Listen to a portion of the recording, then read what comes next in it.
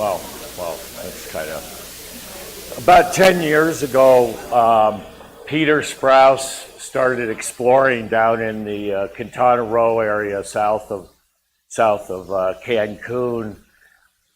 This area is known for its underwater caves, cenotes, and cave diving, but very little air caves, as I call them, but everybody else calls them dry caves, and they're not dry caves because you do a lot of work in water, but at least you don't need dive gear. Anyway, very little been done except for by the Canadians back in, what was it, the 70s or something. There was a little bit of exploration, then it was pretty much quiet, and it was all dive stuff. So this last spring, Peter has trips that go about 4 times a year during holiday times when people can take off, and we're surveying these incredible, vast cave systems that, as he calls it, the cave, because the belief is someday that we'll connect all these caves and then it'll be one big cave. I have to apologize for the pictures because there was no light in these caves, so they're all black. The first cave that we did this spring, we had to actually go through a water passage just to get to the beginning of the cave, and Peter opted to go naked. Everybody else had various levels of disrobe to get through. We got through the water passage, and this is a typical entrance to the caves in this area. There are collapse features all over the place. All these caves are just below the surface, and so we're going to start from here and start connecting up some of these disparate little passages that were in this area. We're also later going to get a bunch of divers to do some work for us connecting caves. Typical root systems, because there's no standing water on the whole peninsula except for a few places, and they're called cenotes, and they're below the surface where the collapse features are. So all the jungle above it sends the roots down into the cave, and then the roots kind of find water down in the cave. We found a lot of really nice Mayan stuff this time. There was really some neat stuff. This is a little monkey guy there. If you can see, this is a Mayan shrine. It's in the entrance. This is the monkey up close. Like I said, I have to apologize for my camera because it actually died on this trip, and it was really failing pretty bad. We found a lot of pots in these little nooks and crannies and under rocks in a lot of this area. This is actually a Mayan beehive. They take a log and hollow it out, and then the bees actually live in there, and they get honey from it. And that was really neat to find because it's wood. Some of the pretties in there, just surveying, and these caves, they can be spectacularly decorated. I have a friend that has a band called B Sharp, which, if you're a musician, doesn't exist. I guess it's a C or something like that. There is no B Sharp, but it's like, don't behave, B Sharp. So I got a hero picture for him. Really nice caves. It's great old man caving. There's lots of walking passage. This is one of the pools that we were going to send some divers down. There was some passage down here that looked like it might be a good sump and good lead, so we teamed up with the divers. We do that a lot down there, and we have a really great relationship. There's with the various dive shops down there. They're taking people out commercially, and they'll dive for us for free if we hold their tanks. So this thing's way too technical for me. Another dive lead that we're gonna explore. There's a lot of calcite in the pools here. Calcite rafts, they precipitate out, and you get this calcite constantly precipitating out. And sometimes when you're walking through these pools, you're like sinking this deep in calcite sand, and it's really abrasive.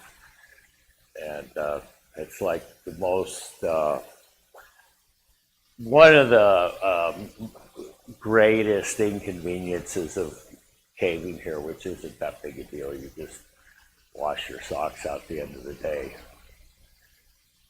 Peter has all these maps of the place, and what he does is he gets everybody to, he downloads all these maps on your phone, and so everybody's running around with their cell phones and, you know, trying to find where they're supposed to start surveying on their cell phones. So we were actually doing a bunch of mop-up on this particular day, finding an old route and checking. There was a few bad survey markers, and that's Peter there with his clothes on.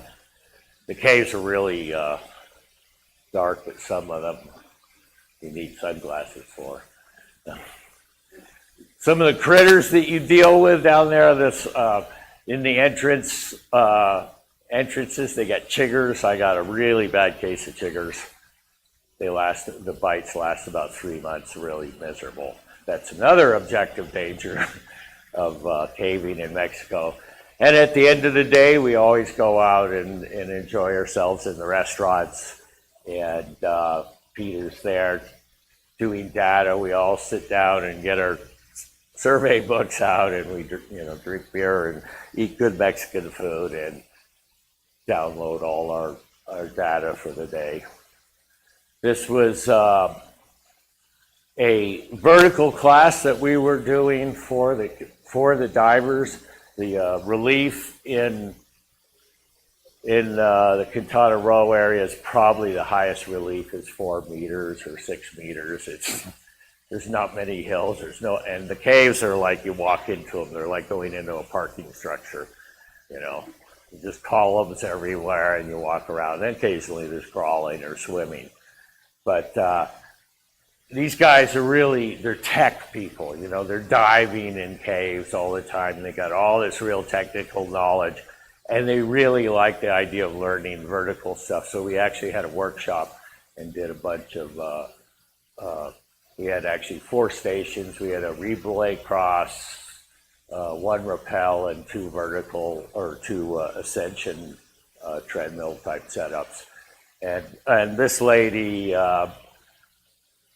Kate, I believe her name is, she's one of the divers, and she actually made some neat films on some of the caves that we were doing. Some other critters, a little gecko guy in the entrance. This was some weird beetle that had died and was covered with some kind of blue fungus. Snakes, this is not a fertile. Like I said, my camera was starting to die and it was taking terrible pictures, but we saw that one day we saw 2 snakes walking out. This one's a pit viper, and it's pretty venomous. It's not a fertile, which is you get bit by one of them, you have about 15 minutes to live or something like that. This one will kill you, though.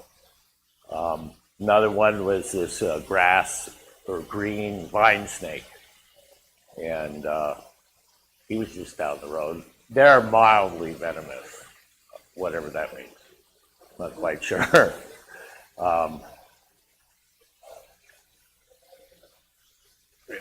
So this is the Quintana Roo, Estado Quintana Roo, which is basically a thin state. The rest of it's Yucatan. And Cancun's up here. That's where you fly into. Most of the caving we've been doing is around Playa del Carmen and north of Acamel in this area, across from Cozumel Island. But we actually, on this trip, decided to do a little visit down to this area here, Maja. It's a peninsula. Actually, there's a line right there. This is Belize, and this is actually Belize too, but it's a very southern part of the Mexican state there.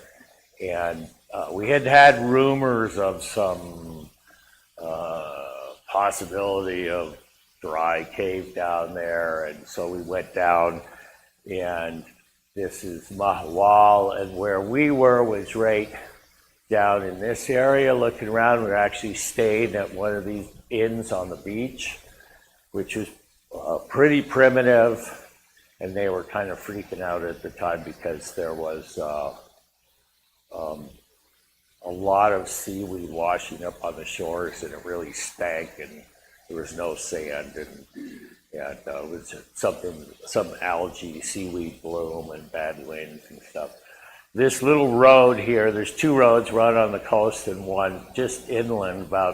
It's about 5 kilometers or something, and right in the middle of this, there was a rancho that we were going to check out, and the guy invited us in. He says, "Yeah, we have a little cenote here," and so we brought the divers in there, because what we found is that there was like we were all through this area. It was like 2 meters above sea level. There's not going to be much air in any cave there, although we did get into a lot of chit-chat. And this is basically what we did most of the time, is we hacked our way through the jungle and looking for cave, and we couldn't find anything. Then we went to the cenote, and I would show you a video, but it's way too long, of the actual divers that went into the cenote, and they found a couple kilometers from the ocean, they actually found a cave that broke through all this murky stuff. They dropped down a hole and came out into big, beautiful blue water cave with all these formations, and it goes and goes and goes. I think that's it, actually. So, any questions before I depart this little presentation, since I have 2 minutes left?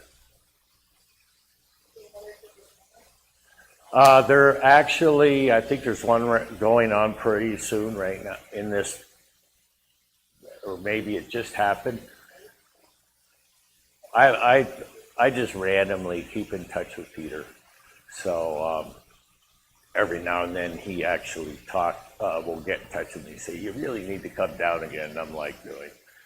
I don't know, those jiggers are still bothering me. It's a great place to cave, great culture, a lot of neat archaeo that we kind of keep on the lowdown, but now we actually have some archaeologists that are reliable that we work with, because in previous years and early years, you would report to the government, "Oh yeah, we found this great Mayan shrine," and then everything had disappeared. But we have some archaeologists now that are really dedicated to preserving the archaeology down there, the culture, the food, but then everything down there wants to eat you. And I just, up here we have grizzly bears, ticks, and rattlesnakes. I mean, whoop-de-doo. I could deal with that. So anyway, thanks a lot.